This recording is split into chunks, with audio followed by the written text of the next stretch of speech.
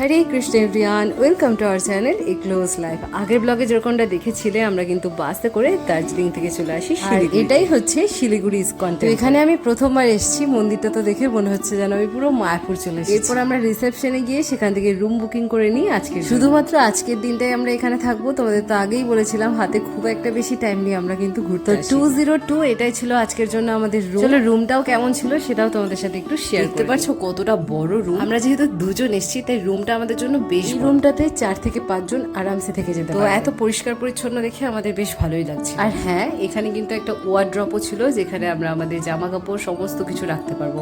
Personal লকারও। এই রুমের মধ্যে সব থেকে বেশি যেটা ভালো লেগেছে সেটা হচ্ছে এই, তার জন্য এখানে দাঁড়িয়ে কিছুক্ষণ ভিডিও। যাই হোক, সবকিছুই তো হলো, এবার প্রচন্ড খিদে পেয়েছে তাই আমরা নিচে চলে যাই। এখানে একটা মহাপ্রসাদ আছে যেখানে সমস্ত রকমের খাবার তোমরা পেয়ে যাক। ফাইনালি মোমোটা আমরা এখানে পেয়ে যাই। দার্জিলিং এর প্রচন্ড ঠান্ডায় মোমো কিন্তু আমরা খুব মিস করছিলাম।